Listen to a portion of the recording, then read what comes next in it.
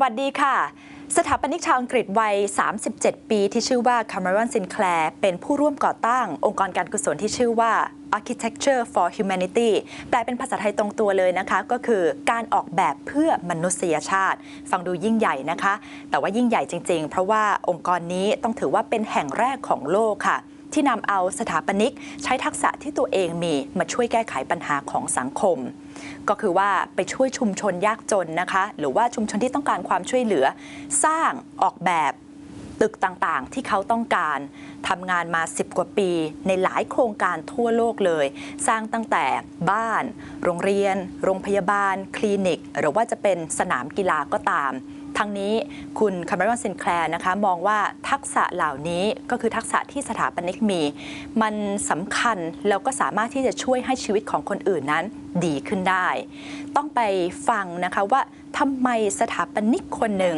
ซึ่งพื้นเพหรือว่าสมัยเด็กนั้นไม่ได้มีชีวิตที่สุขสบายอะไรเลยนะคะโตมาทางตอนใต้ของลอนดอนเขาบอกเองเลยว่าเขาเนี่ยมีสภาพคล้ายๆเป็นเด็กข้างถนนด้วยซ้ำแต่ที่สุดแล้วความตั้งใจดีนี่แหละค่ะที่ทำให้เขาทุกวันนี้มีองค์กรนี้แล้วก็ทำสิ่งที่ดีเพื่อคนอื่นค่ะ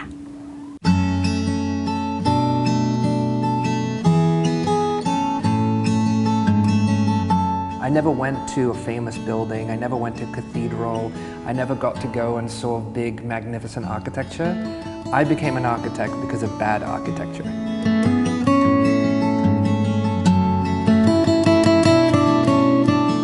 Cameron, you co-founded Architecture for Humanity. What is it? It's an organization that gets architects, designers, and builders involved in humanitarian work around the world. We provide design and construction services to communities either post-disaster or in areas of poverty or post-conflict. Can you please give us some examples of your interesting projects? Well, at the moment, we're currently working in 22 countries. We're doing post-disaster reconstruction work in northern Japan after the tsunami there. We are rebuilding dozens of schools and hundreds of houses in Haiti after the earthquake. And then we're working on a series of youth projects throughout Africa and throughout South America to tackle social issues. So we're using sports as a mechanism to tackle everything from conflict resolution to HIV/AIDS to alleviate poverty. So, how do you do it? Let's take the case of HIV/AIDS. Okay, in Kaielisha, which is a slum just outside of Cape Town, there's a very high instance of HIV/AIDS, especially amongst young people. Okay. There is very few doctors and very few medical professionals that can teach and to give information about this. It's also a very scary topic. It's also for kids, it's not something you sit people down in a room and you lecture them about, you know kids, you can't lecture kids. So you have to do it in a fun environment. So we're partnered with a group called Grassroots Soccer to build five-a-side soccer field.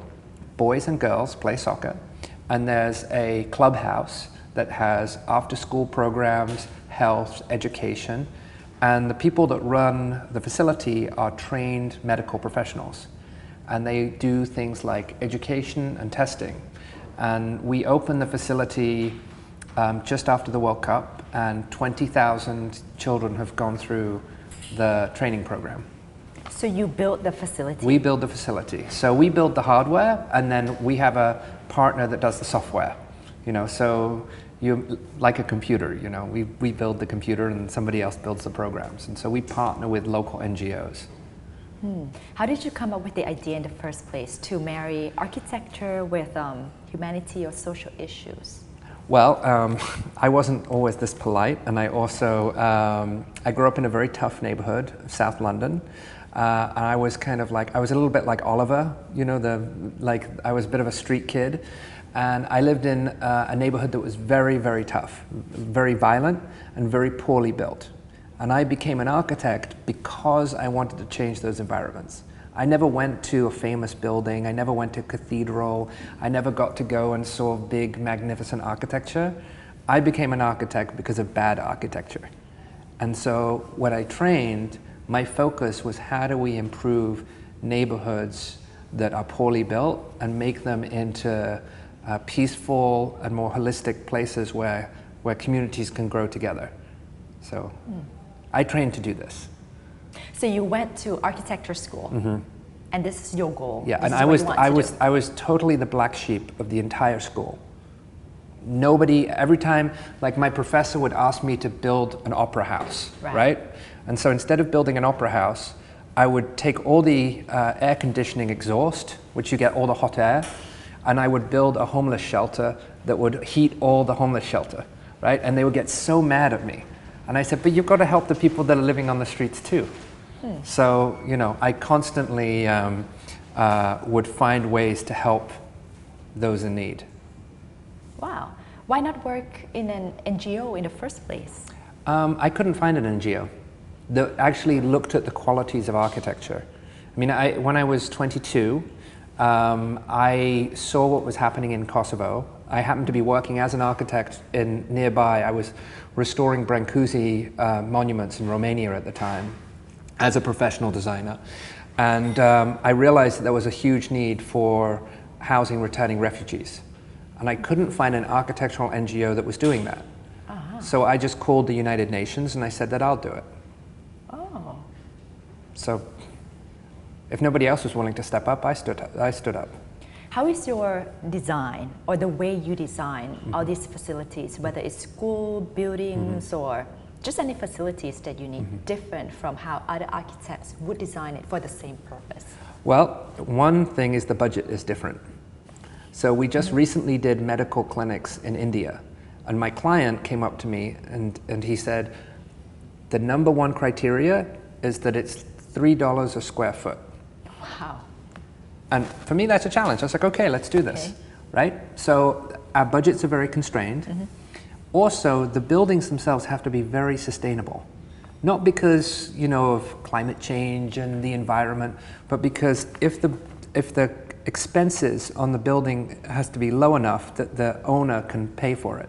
So it has to be off-grid, it has to be sustainable, it has to use solar, you know, and we're not doing it because we're trying to be, you know, like a tree hugger. We're doing it because it's survival, right? So the way we think is in the mind of the owner of the building.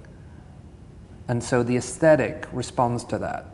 So quite often, our buildings are not super beautiful, they're not slick, but they're loved. Part of the criteria, this is the way we design, is I tell my architects, is this the house that you would allow your grandmother to live in? Why grandmother? Because, you know, sometimes you don't get on with your parents, but you always get on with your grandparents, and you don't want to disappoint them. Skip one generation. Yeah, skip one generation. And if the architect can't honestly say, I would allow my grandmother to live in this house, then it's not good enough. So it's not decent enough. It's not decent enough, not dignified enough. So even if you're working with someone who's very poor, who's homeless, who's destitute, you have to design for them with dignity.